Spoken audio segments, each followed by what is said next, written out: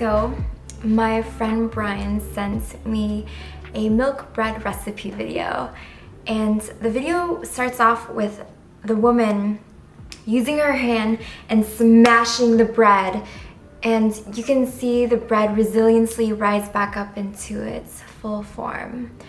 It reminded me of this Instagram post where another woman, she essentially just smashes her face into various types of bread. It's incredible. All of this is to say that today feels like a bread smashing kind of day. So we are making milk bread. All right, cool. Let's get started. Can't wait to eat it. We are going to make a water roux as a starter, which will help make the bread nice and fluffy.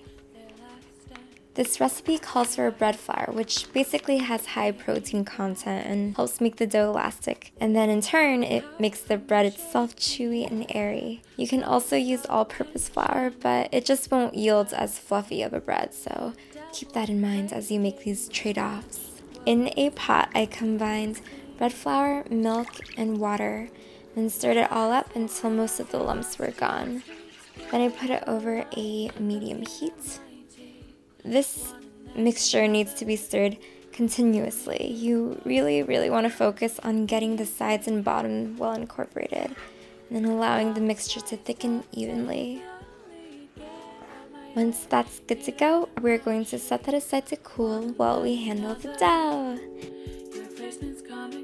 In a bowl, add bread flour, sugar, a bit of dry active yeast, and a pinch of salt. As usual, I mix it all together with my hands, just making sure that I clean them very well beforehand. And then add in half a cup of that water roux that we made earlier, along with milk and 1 large egg. Beat the egg a little bit before mixing it all together until it's well combined.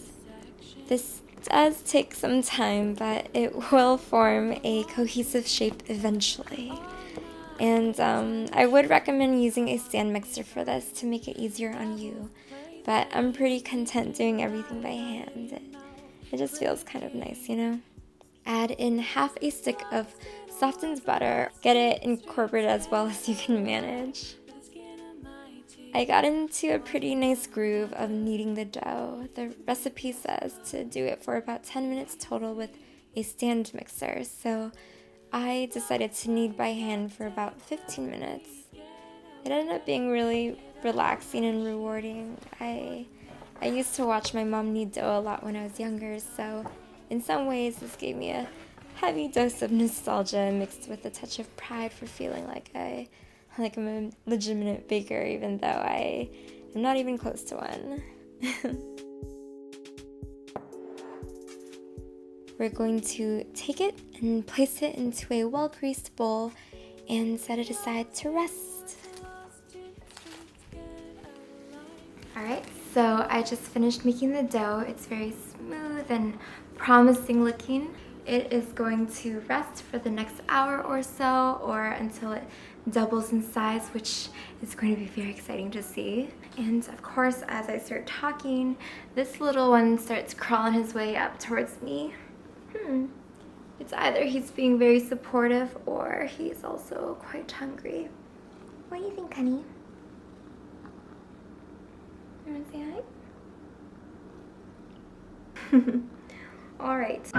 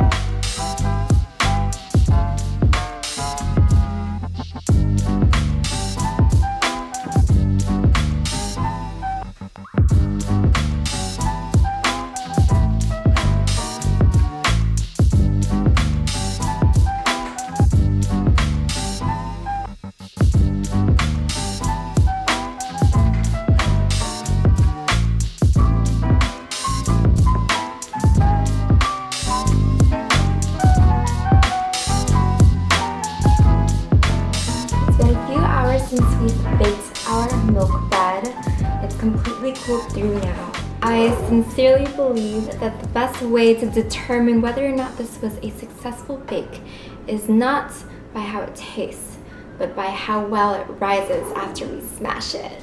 So, shall we?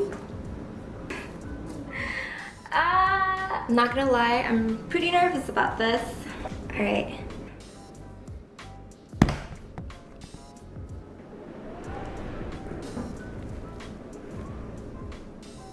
Wow! I didn't taste the milk bread until the next day when my family was in town for a visit. My brother did the honors of slicing it up and we enjoyed it with butter and strawberry jam. It felt nice to hear all the compliments they had to say about the bread, and it made me feel like the effort was well worth it. Brian, if you are watching this, I promise I will make you a loaf one day. Thank you to you for following along with me on this recipe journey, and I will see you next time. Take care. Bye.